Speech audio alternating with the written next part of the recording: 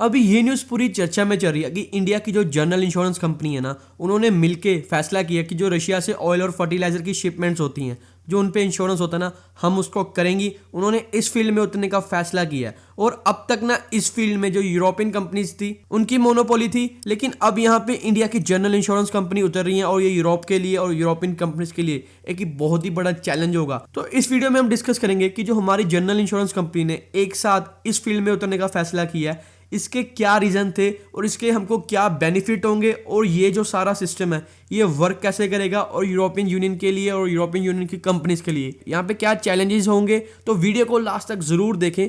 तो सबसे पहले ना हमें थोड़ा पीछे जाना पड़ेगा।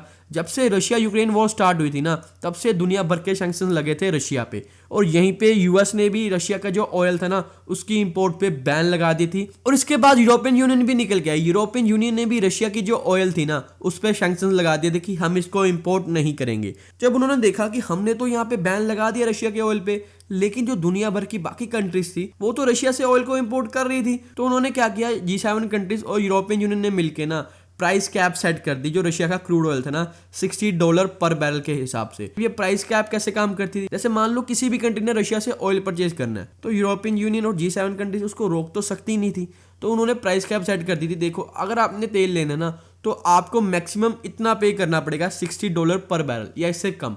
अगर आपने इससे ज़्यादा पे किया ना तो हमारी जो शिप्स हैं वो आपका जो माल है, आपका जो क्रूड ऑयल है उसको नहीं कैरी करेंगी। और उसके बाद इन्होंने $100 पर बैरल की प्राइस कैप सेट कर दी रशियन डीजल पे। $60 पर बैरल की जो प्राइस कैप सेट की थी इन्होंने की थी रशियन क्रूड ऑयल पे, और $100 पर बैरल की जो इन्होंने प्राइस कैप सेट की थी वो की थी रशियन डीजल पे। कोई भी कंट्री इससे ज्यादा पैसे देके रशिया से डीजल नहीं परचेज कर पाएगी। तो अब आप बोलोगे इसमें क्या कि हम अपने जहाज भेज के रशिया से जो क्रूड ऑयल है उसको इंपोर्ट कर लेंगे। तो देखें, हाँ बिल्कुल कर सकते हैं, लेकिन ना समुंदर के कुछ नियम होते हैं, कुछ कानून होते हैं। तो जैसे ये शिप ऑयल को कैरी करके ले जा रही है समुंदर में, ठीक है, और समुंदर में क्या होता है, समुंदर में जैसे शिप पलटने के खतरा भी होता है, ठीक है। अगर शिप पलटेगी तो समुंदर में इस तरह से ऑयल है वो स्पिल हो सकता है, और ये मरीन लाइफ के लिए और मरीन इकोसिस्टम के लिए ना बहुत ही खतरनाक होता है, क्योंकि ये समुद्र में बहुत ही तेजी से फैलता है। और ये जैसे समुद्र में सी बर्ड्स हैं, मैमल हैं, फिशेज हैं और अदर ऑर्गेनिज्म होते हैं, उनको ये बहुत ही ज्यादा नुकसान पहुंचाता है। तो यहाँ पर अगर समुद्र में ऑयल गिर जाता है तो उसकी सफाई करनी बहुत ही लाजमी होती है, जिसका जो खर्चा होता है ना वो millions of dollars, billions of dollars में आता है। अब आपके दिमाग में क्वेश्चन होगा कि इतना सारा खर्चा पे कौन करता है। तो देखिए, ये जो सारा खर्चा ना, जो शिप होती है, जो कार्गो होती है, उसको पे करना पड़ता है, क्योंकि जो मालिक होता है, जिसका क्रूड ऑयल होता है, उसका तो पहले ही नुकसान हो गया होता है। और इतना तो क्रूड ऑयल भी नहीं होता जितना millions of billions of dollars का जो खर्चा पेनल्टी लग जाती है इस पे। तो इसी खर्चे से बचने के लिए ना इंश्योरेंस होता है जहाज़ों का।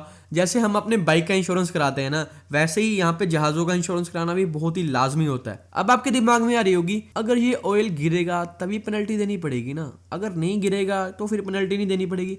तो हमारे जहाज हैं, हम अपने रिस्क पे तो लेके आ सकते हैं। तो यहाँ पे मैप पे देखें, ये रशिया है, ये ब्लैक सी है, तो यहाँ से जहाज जाते हैं, ठीक है, यहाँ से बिल्कुल जहाज जाते हैं, अपने रिस्क पे लेके आ सकते हैं। लेकिन ये जो क्रॉसिंग है ना, ये टर्की के आगे क्रॉसिंग आती है जो सी ऑफ मरमरा में जाती है, तो ये जो एरिया है ना समुद्र का, ये टर्की के अंडर आता है। तो टर्की को यहाँ पे डर लगा रहता है कि यहाँ पे तो आप अपने रिस्क पे आ गए कि ऑयल नहीं गिरा, ठीक है, लेकिन अगर हमारे एरिया में आके आपके जो जहाज हैं वो पलट गए, ऑयल पूरा स्पिल हो गया, तो हमारे इकोसिस्टम को तो बहुत बड़ा नुकसान पहुंचेगा। इसलिए इस एरिया से उस जहाज़ों की क्रॉसिंग होती है जिनका इंश्योरेंस हुआ होता है। तो यहाँ पे रशिया ने यूरोपियन यूनियन को कहा कि आप हमारे ऑयल की इंपोर्ट पे बैन लगा रहे हो, कोई बात नहीं, लगा दो। आप हमको इंश्योरेंस नहीं दोगे ना, प्राइस कैप सेट कर रहे हो, कोई बात नहीं, लगा दो, हम नए इंपोर्टर्स ढूंढ लेंगे और हम इंश्योरेंस भी खुद ही प्रोवाइड करेंगे। तो यहाँ पे रशिया ने अपना मैक्सिमम तेल इंडिया और चाइना को एक्सपोर्ट करना शुरू कर दिया, और इंश्योरेंस भी रशिया ने खुद देना स्टार्ट कर दिया। और अब यहीं पे निकल के आई है इंडिया की जनरल इंश्योरेंस कंपनी, जिन्होंने मिलकर ना एक पूल बनाया, मतलब पूल जैसे ग्रुप बनाया कि हम रशिया से जो ऑयल और फर्टिलाइजर की शिपमेंट है ना उस पर जो इंश्योरेंस होगा उसको अब हम करेंगी। पूल यहाँ पे समझ लें आप, पूल मतलब ग्रुप। अब आप बोलोगे कि सारी कंपनीज एक साथ क्यों आई हैं, तो देखें, जैसे आपको पता है कि जो बाइक और जो कार्स का इंश्योरेंस होता है ना, जो उसका खर्चा होता है वो बहुत ही कम होता है, लेकिन जो जहाज़ का इंश्योरेंस होता है ना, मतलब जहाज़ का इंश्योरेंस तो इतना महंगा नहीं होता, लेकिन अगर ऑयल गिर गया तो उसके बाद जो पेनल्टी पड़ेगी ना वो बहुत ही ज़्यादा होती है। तो इसलिए सभी कंपनीज एक साथ मिलके आई हैं ताकि कोई कंपनी बर्बाद ना हो, कि कंपनी डूबे ना। तो इस रिस्क से बचने के लिए इंडिया की जनरल इंश्योरेंस कंपनी ने मिलकर काम करने का फैसला किया है, और यहीं पे उन्होंने हेल्प ली है IRDAI की, insurance regulatory and development authority authority of India की, जो कि गवर्नमेंट अथॉरिटी है। अब आप बोलोगे इन्होंने इतना बड़ा फैसला तो कर लिया, क्या इन्होंने कोई ट्रायल रन करके देखा? क्योंकि यहाँ पे बहुत बड़ा रिस्क है, यहाँ पे पूरी कंपनीज डूब भी सकती हैं। तो इसका आंसर है हाँ। हमने कुछ ही महीने पहले ना रशिया से फर्टिलाइजर को इंपोर्ट किया था, जिसका जो इंश्योरेंस किया था ना वो हमने किया था GIC, जो कि हमारी गवर्नमेंटल इंश्योरेंस कंपनी है। यहाँ पे फर्टिलाइजर से ट्रायल इसलिए रन किया गया था क्योंकि अगर फर्टिलाइजर स्पिल होता है समुद्र में तो उसका जो खर्चा है, जो उसकी पेनल्टी है, वो थोड़ी कम होती है ऑयल के मुकाबले में। और ये जो टेस्ट है वो बिल्कुल पास रहा।